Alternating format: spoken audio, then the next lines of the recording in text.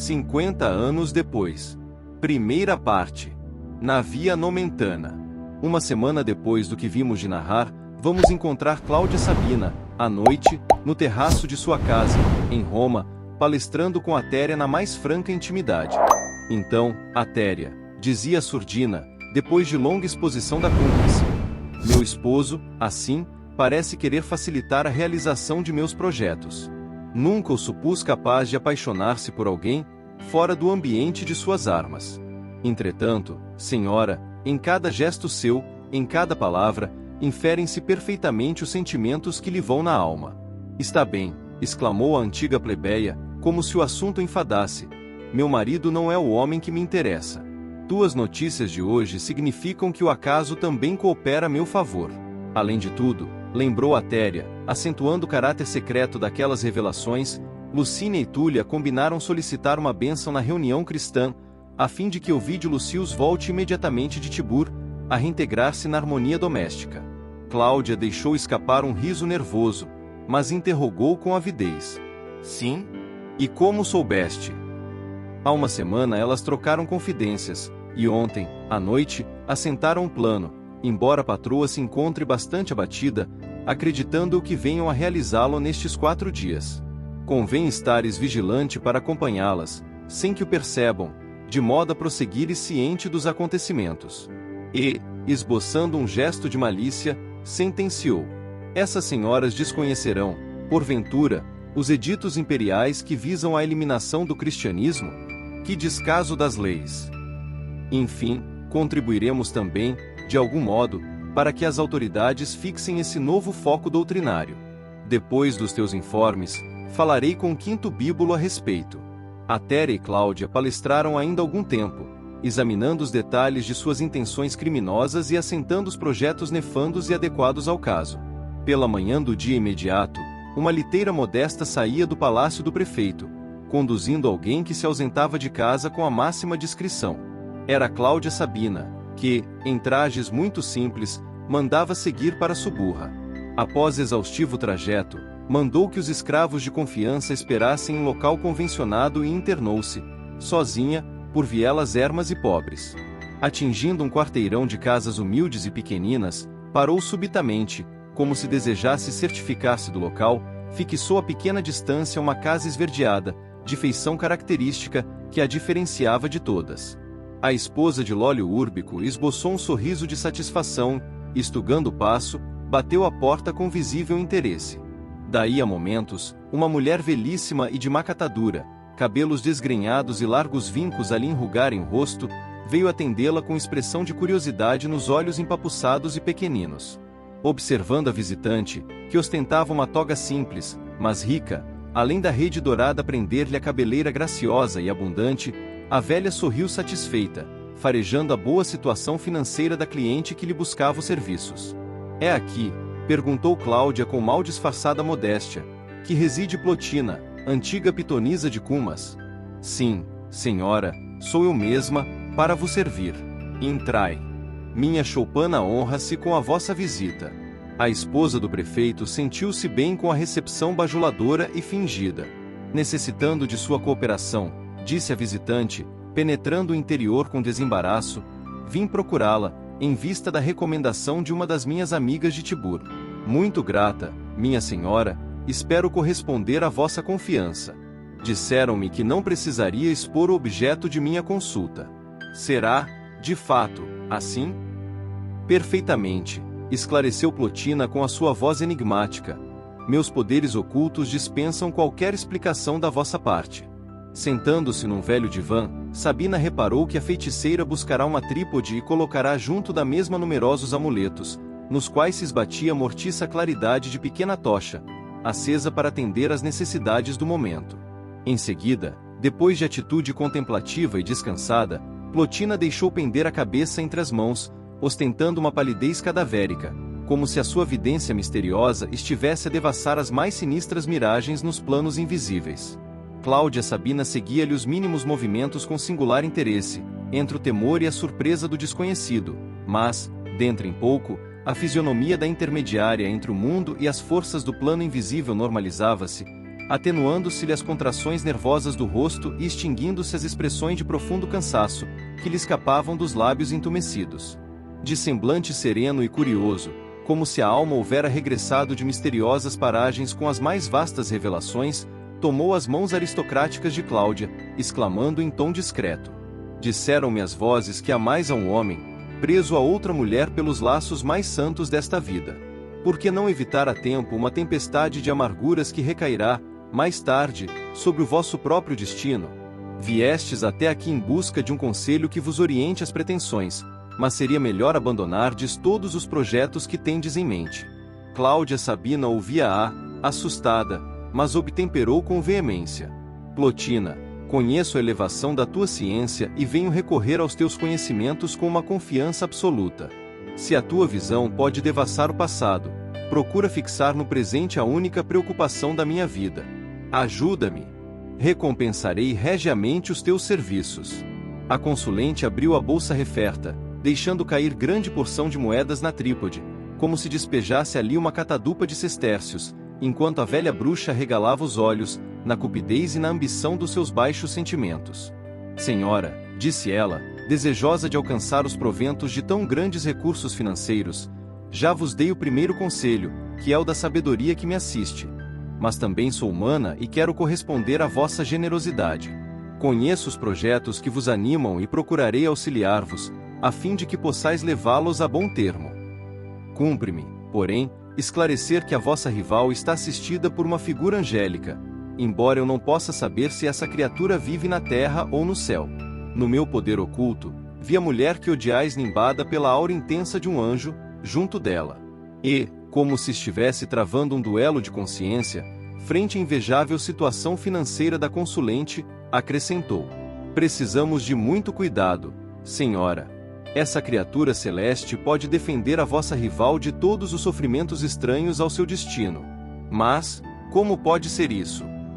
Perguntou Cláudia Sabina, profundamente impressionada. Não terá filhos a vossa rival e, entre eles, não existirá algum de coração puro e piedoso? Sim, exclamou a interpelada, algo contrafeita.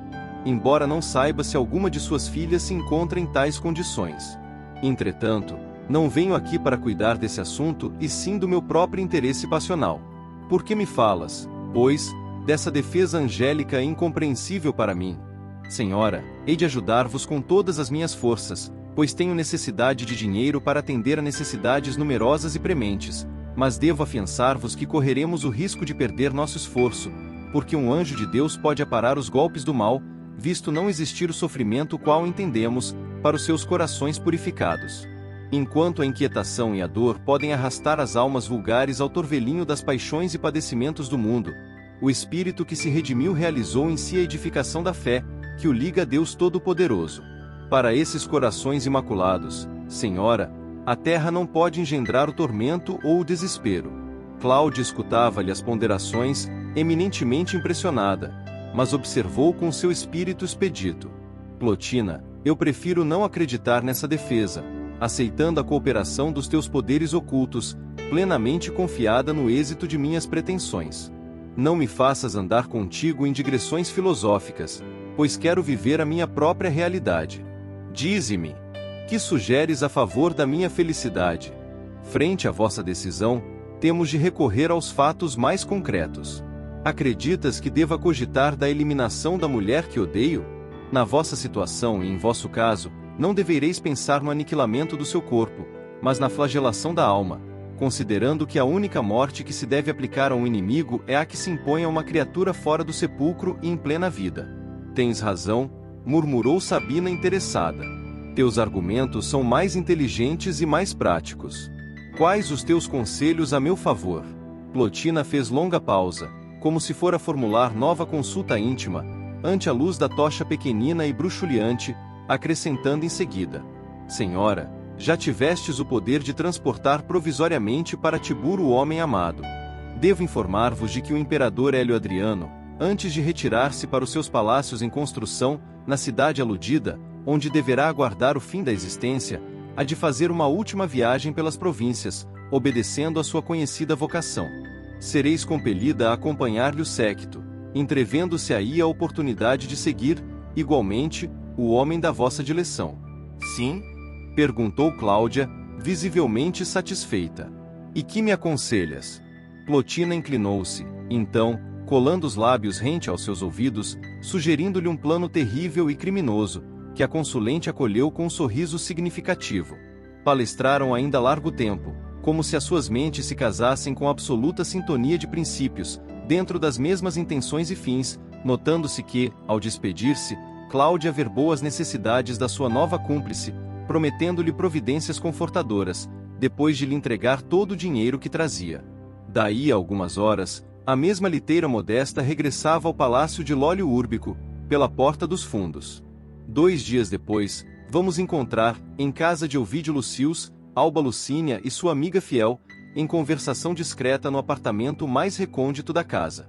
Túlia Sevina apresentava as melhores disposições físicas, apesar da preocupação que lhe vagava nos olhos, não acontecendo mesmo à esposa de Ovídio que, reclinada no leito, dava mostras do mais fundo abatimento. Lucínia, minha querida, exclamou Túlia, afetuosa.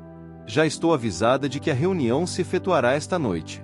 Estou à tua disposição para irmos sem receio. Poderemos sair às primeiras horas da tarde. Impossível, replicou a pobre senhora, visivelmente enferma e acentuando as palavras com dolorosa melancolia. Sinto-me profundamente cansada e abatida. Entretanto, decidi no coração que recorrerei a essas preces.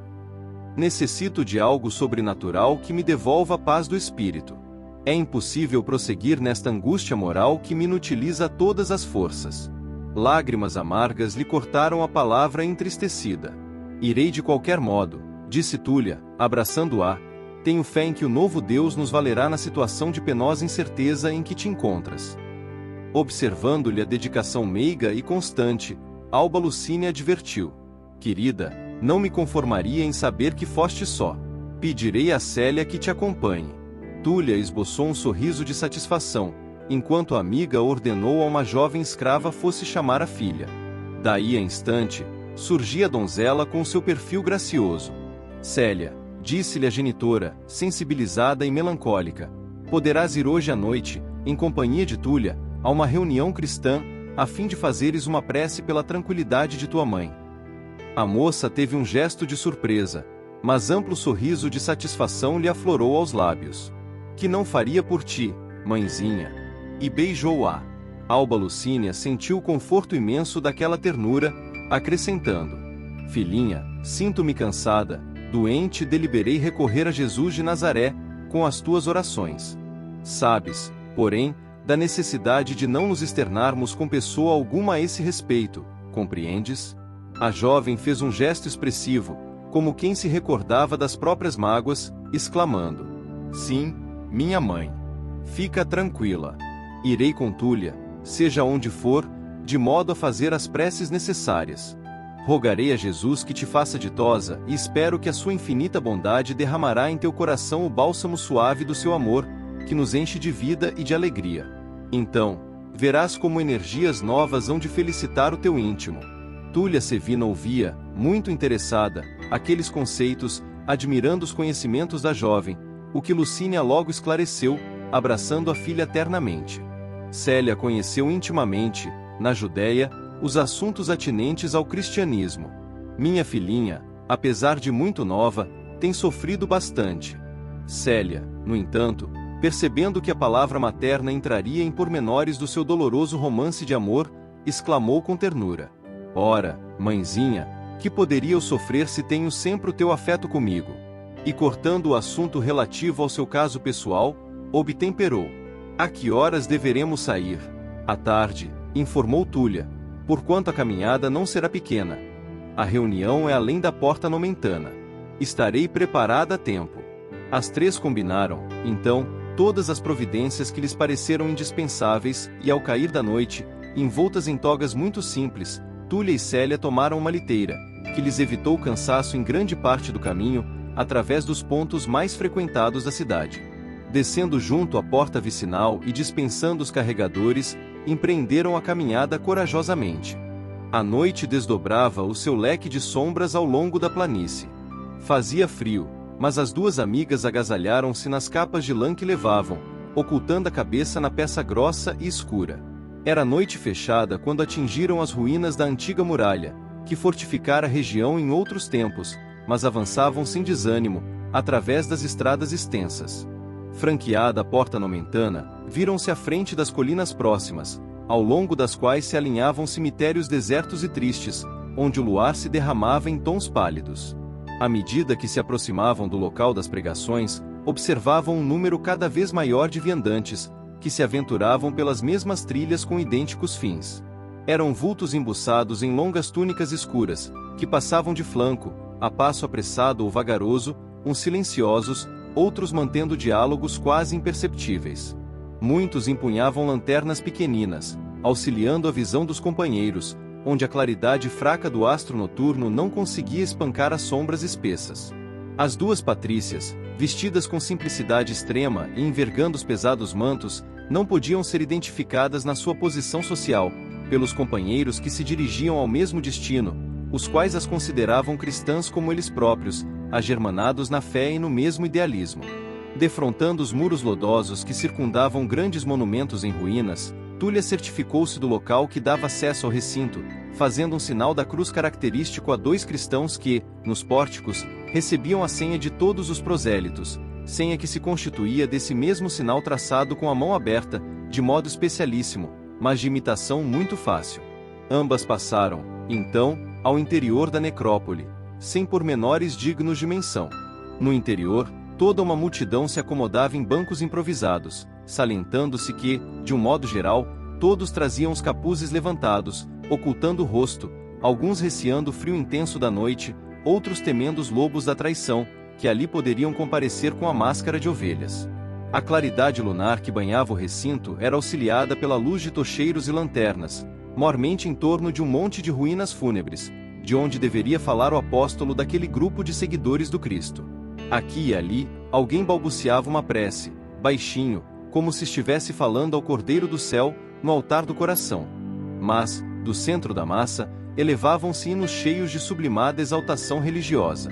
Eram cânticos de esperança, tocados de singular desalento do mundo, exteriorizando o sonho cristão de um reino maravilhoso além das nuvens. Em cada verso e em cada tonalidade das vozes em conjunto, predominavam as notas de uma tristeza dolorosa, de quem havia abandonado todas as ilusões e fantasias terrestres, entregando renúncia de todos os prazeres, de todos os bens da vida, para esperar as recompensas luminosas de Jesus, nas bem-aventuranças celestes. Nos bancos improvisados, de madeira tosca ou de pedras esquecidas, acomodavam-se centenas de pessoas, concentradas em absoluto recolhimento. Silêncio profundo reinava entre todos, quando um estrado carcomido foi transportado para o local onde se centralizavam quase todas as luzes. Célia e Túlia tomaram o lugar que lhes pareceu mais conveniente, mas, daí a minutos, novo cântico se elevava ao infinito, em vibrações de beleza indefinível. Era o hino de agradecimento ao Senhor pela sua misericórdia inesgotável. Cada estrofe falava dos exemplos e martírios de Jesus, com sentimento repassado da mais alta inspiração. Qual não foi a admiração de Túlia Sevina, quando viu a companheira erguer também a voz, acompanhando o canto dos cristãos como se o soubera de cor, com sua garganta cristalina. A mulher de Máximo Contator não sabia dissimular a emoção, contemplando Célia cantar, qual se fosse uma ave exilada do paraíso. Seus olhos calmos estavam fixos no firmamento, onde parecia divisar o país da sua bem-aventurança, entre as estrelas que lucilavam no alto, como sorrisos carinhosos da noite, e aqueles versos, inspirados na música que lhes era peculiar, escapavam-se dos seus lábios com tal riqueza melódica, que a amiga se comoveu até as lágrimas, sentindo-se transportada a uma região divina. Sim, Célia conhecia aquele cântico que lhe enchia o coração de brandas reminiscências. Ciro lhe havia ensinado sob as árvores frondosas da Palestina, para que a sua alma soubesse interpretar o reconhecimento a Deus, nas horas de alegria. Naquele instante, em comunhão com todos aqueles espíritos que vibravam também a sua fé, ela sentia-se distante da terra, como se a alma fosse tocada de um júbilo divino. Fazendo-se silêncio novamente, um homem do povo, de nome Sérgio Ostílio, assomou à tribuna improvisada, exclamando, comovido, após abrir um rolo de pergaminhos: Meus irmãos, estudaremos ainda hoje os ensinamentos do Mestre, nos capítulos de Mateus, versando a lição desta noite. aqueles que são os verdadeiros irmãos do Messias. E, desenrolando a folha que o tempo desbotara, Sérgio Ostílio leu pausadamente. Estando Jesus a pregar ainda para a multidão, sua mãe e seus irmãos de fé, do lado de fora, procuravam falar-lhe. Então alguém lhe observou: tua mãe e teus irmãos encontram-se aí fora, procurando-te. Respondendo a quem o advertira, disse o mestre: quem é minha mãe e quem são os meus irmãos? E, estendendo a mão para todos os seus discípulos e seguidores, exclamou: eis aqui minha mãe e meus irmãos, porquanto, quem quer que faça a vontade de meu Pai que está nos céus, esse é meu irmão, minha irmã e minha mãe. Terminada a leitura evangélica, o mesmo companheiro de crença, que ocupava a tribuna, falou sensibilizado: meus amigos, falta-me o dom da eloquência para ministrar o ensinamento. Convido, pois, a algum dos nossos irmãos presentes para que desenvolva os precisos comentários desta noite. Todos os olhares, inclusive o de Túlia Sevina, se alongaram, ansiosos, buscando a venerável figura de Policarpo, o abnegado apóstolo de todas as reuniões. Túlia Sevina verificava sua ausência com grande desapontamento, em vista da fé nas suas orações e nas suas palavras sábias e benevolentes. Mas Sérgio Ostílio explicou com a voz tocada de amargura: irmãos, vossos olhos procuram Policarpo, ansiosamente, mas, antes de vos fornecer notícias dele, elevemos o coração até aquele que não desdenhou o ultraje e o sacrifício.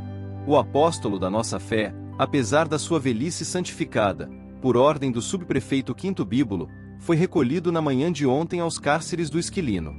Imploremos a misericórdia de Jesus para que possamos aceitar o cálice de nossas dores, com resignação e humildade.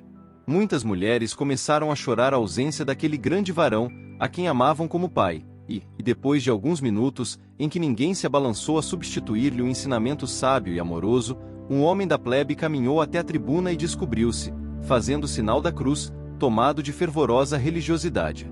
A claridade das tochas iluminou-lhe os traços fisionômicos, ao mesmo tempo que Célia e a companheira lhe identificaram um semblante humilde e decidido.